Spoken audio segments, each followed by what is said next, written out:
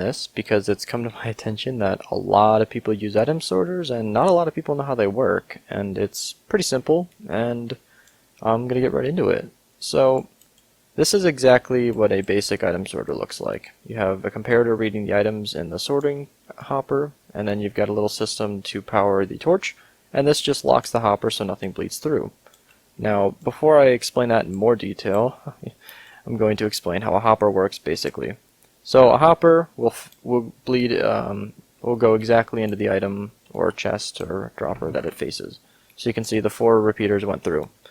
Now, in this situation, if I lock the hopper, it means that it can't suck items out. So if I put a chest above here, probably be a better example, nothing will go through until I unpower this and items start moving.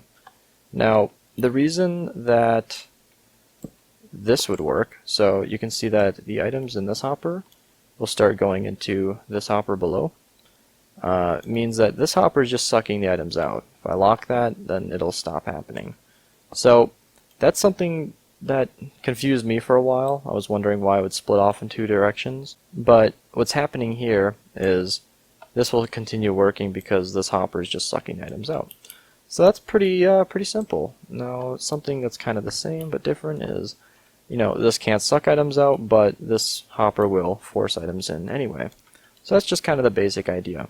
Now, what's going on in the sorter is, if I take out this item, this is what it basically looks like. You got 18 items, and then these extra items, whatever they may be, are just blocking items from flowing into the hopper that you're using to sort items. That's it. That's their only purpose. This is the really key one, because hoppers will begin moving items out of their first slot only. You can see that there. Now what happens is, I kind of spoiled it already, once you throw in that last item, it gets locked from there you go. It'll give an output, and that'll increase the signal strength to 2, and that's just because we have enough items in. And that's the same thing with this. If we put in a whole bunch of items, it'll go to a signal strength of 3. For this hopper, for this sorter here, we're only using a signal strength of 2. So what happens is, once you get one more of that item, and only redstone will go in because it stacks, that will go down here, power the repeater, and that'll allow items to flow through. And that's it. Now, the issue with this, if I actually demonstrate real quick, the issue with this is when this gets full, we have some issues. So if I put in even that amount of items, it'll bleed into the other side, and it'll start letting items through when it shouldn't, and eventually that would break. And that's kind of a problem. We don't want that to happen. So what people have done is this system here, which I prefer greatly because it's foolproof. If I fill up this chest all the way, it's not going to ruin the other system, and it's flush. So I could continue these hoppers down, whereas this one would have to stick out a bit. That's just a preference, but something to consider. And this is the same thing as before, except that it's using a signal strength of 3. And all that means is we have more items stuck in this hopper. You can see if I unpower it here, it will sort just the same as the other design, and you can see it works there. And all the items will go out here. And that's a pretty good system. It works very well. But 41 items stuck in the hopper is kind of an issue for some people, including me. So what we've come up with is a system like this. Now I use buckets just because it's a little bit cheaper than using more items, and it's easier to fill in large quantities. But you can see that this will sort just the same, but it's a little bit different. So what happens here is this only has 2 items, or even 1 item if you want, of the sorter item, so it's very cheap to use, and even when it's full it doesn't mess up any other system. And this is a pretty foolproof design. There are a few more like it. I'm going to tag a video up here for you to watch if you're interested in more designs like this, because this is one of the bulkier designs we have, and there are better ones out there.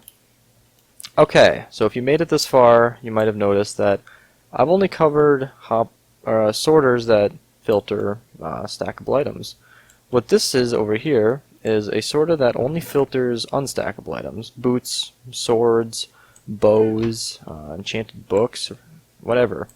And what this does is it takes the signal strength of 3 from those unsortable items and puts them into a separate chest, which separates them from any other stackable item.